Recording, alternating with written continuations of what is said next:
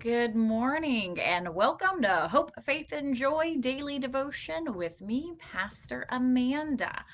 We are looking at Exodus chapter 22. And okay, we're getting into some nitty gritty here. And so, not the most exciting of reading. I'll truly admit that at this point in time. But we can see again, like yesterday, how the Israelite people are trying to set themselves apart by how they treat one another. This is very important. And so the first 14 verses is all about restitution. So if somebody's animal gets stolen or hurt, how is that person going to be repaid for that? If somebody's money is stolen, how are they going to handle that? And if some property damage is done, how are they going to handle that? Uh, it's just a lot of ways of how we're supposed to live together. And of course, in here, the way my version reads it, it says that you'll come before God in order to make it known. But really, what that means is that a person would come before the judges of the community, who would help make discern these things. If the people couldn't work it out themselves, then they'll take it to these judges to help them figure it out. So the first 14 verses are pretty much about property, animals, money, that kind of stuff. Then we jump to 16 and we start getting some just like random interesting things that come out. So just, sometimes you just read more for, wow, I didn't know that. And but it doesn't always make a lot of sense to us in today's terms. And so, the very first thing, 16, is when a man seduces a virgin who is not engaged to be married and lies with her, he shall give the bride price for her and make her his wife. But if her father refuses to give her to him, he shall pay an amount equal to the bride price for virgins. So we have this how to deal with women, so to speak. And so we have that, and very interesting. Followed quickly by, you shall not permit a female sorcerer to live. I find it interesting that it says a female sorcerer, nothing about a male sorcerer. What about those males over there? But, anyways, but just to recognize kind of the idea of what a sorcerer was was it was believed that it was a person who could manipulate others beyond their own will. So they didn't want somebody out there who was trying to manipulate them. But it's even more important to write that's about outside people who had foreign idols and weren't part of their culture, and they didn't know how to deal with it because they were feeling manipulated. And so that's kind of where that comes from. But I do find it interesting, it's only the females, not the males, but times have changed. Also, just so you know, if you want to sleep with an animal or have, lie with an animal, you shall be put to death. So just be aware of that. Um, Animals are not for your manipulation. And then, of course, again, we go back to simply no other idols before God. Like, don't do it.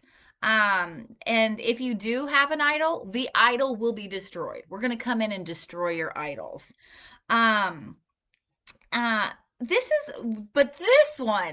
is cool. All of a sudden, verse 21, now we got something kind of cool here because this is different. This sets the Israelite people apart.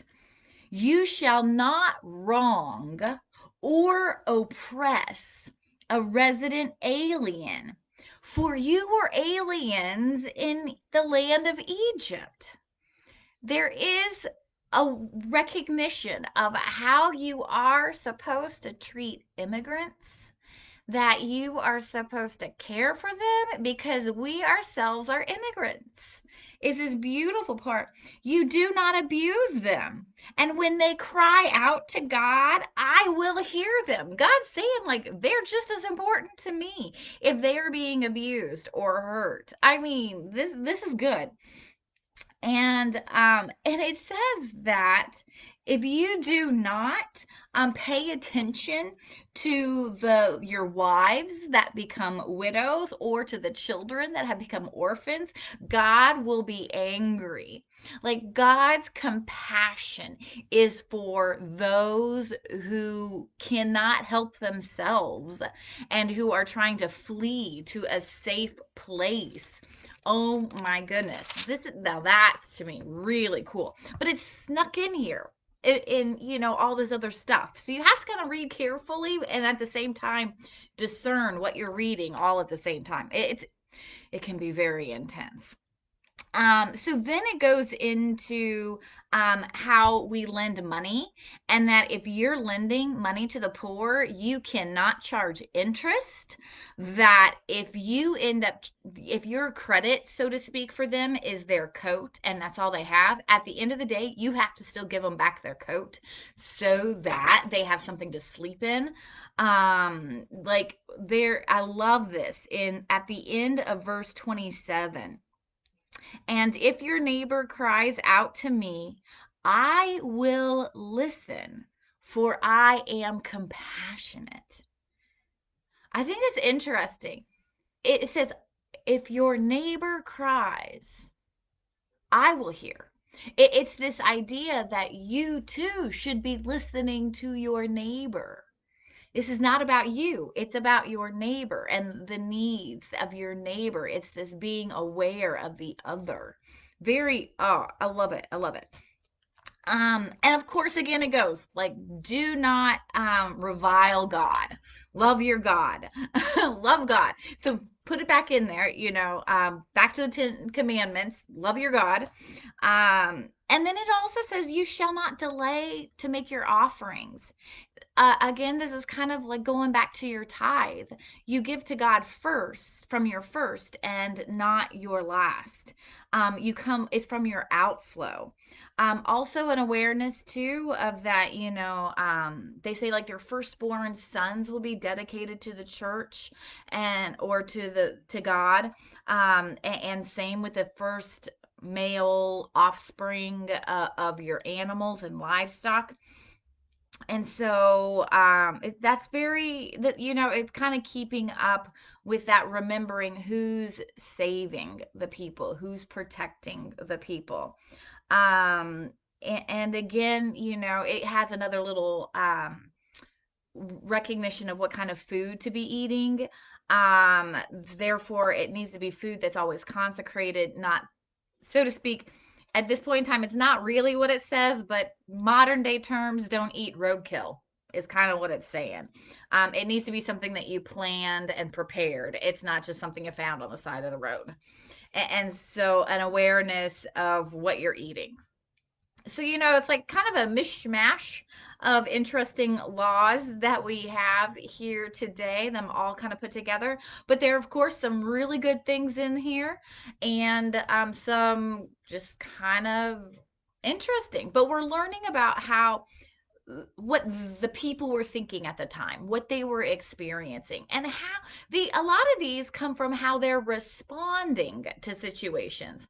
It's kind of like building the plane as you go. How do we handle this now that it's happened? We didn't know how to handle it before. And so they just kind of write it down so that others will know, well, this is what we did in our situation. And so we see that. So, uh, I'm not sure I have a lot more to offer you in wisdom on this chapter today, other than a reminder that our God is a compassionate God and wants us to watch out for our neighbors. And ultimately, God wants us to live in peace with one another. And so, thanks for joining me, Pastor Amanda, with Hope, Faith, and Joy Daily Devotion. And I will see you tomorrow.